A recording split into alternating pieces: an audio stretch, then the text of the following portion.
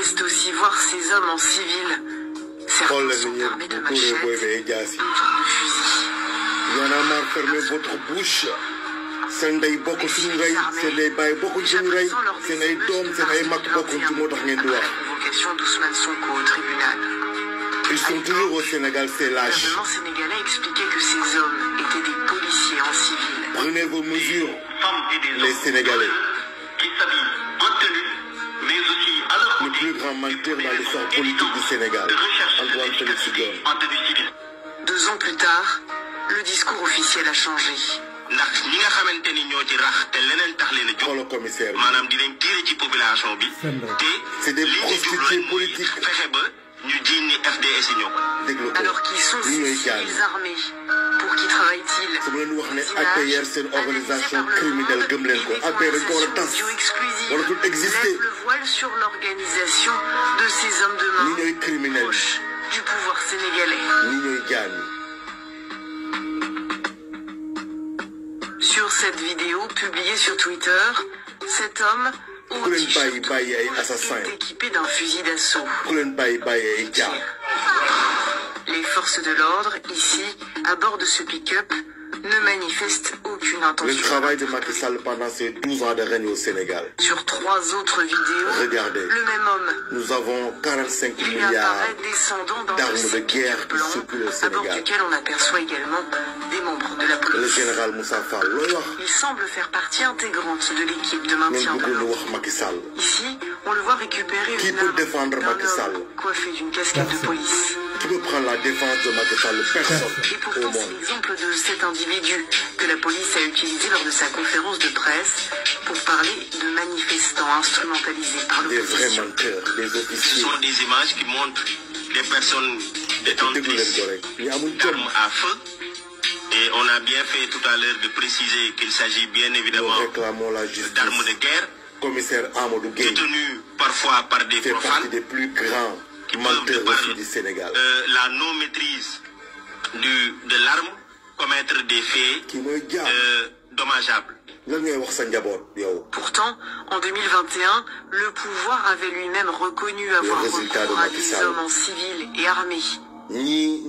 Certains ont été filmés lors des manifestations au Sénégal, comme le 3 mars 2021. Ce jour-là, l'opposant Ousmane Sonko est interpellé sur le chemin du tribunal. Les émeutes éclatent, des hommes de main en civil et armés sont aussitôt déployés par le pouvoir. Sur cette vidéo, plusieurs d'entre eux apparaissent juste à côté du directeur de la sûreté urbaine, une des plus hautes autorités de la police sénégalaise. Pendant les opérations, ces hommes étaient transportés dans ces pick-up, des véhicules banalisés que les forces de l'ordre officielles pour faire la justice, la lumière. APR, c'est une organisation criminelle. Collaborant avec la police, Le Monde a montré cet homme en veste bleue. Il apparaît sur plusieurs vidéos partagées sur les réseaux. On le retrouve sur cette autre vidéo au moment où il descend d'un pick-up. Nous sommes juste devant le siège de l'APR. APR, c'est une organisation criminelle.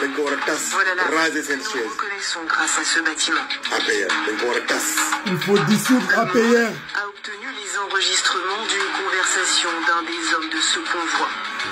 Lutteur professionnel, il raconte avoir été payé par des responsables proches du pouvoir pour assurer ses missions de maintien de l'organisation criminelle APR.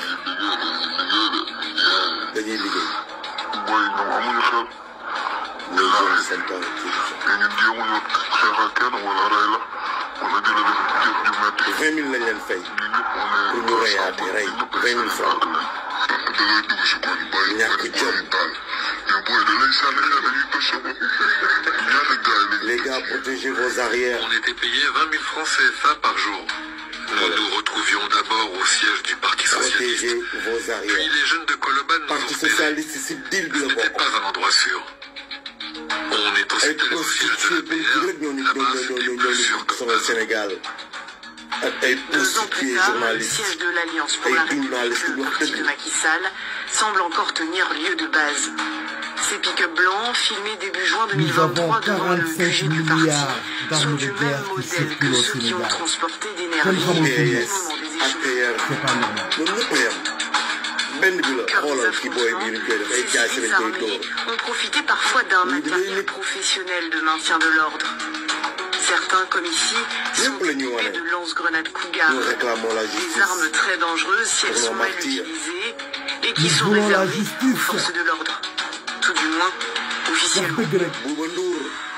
Ces images laissent aussi voir ces hommes en civil.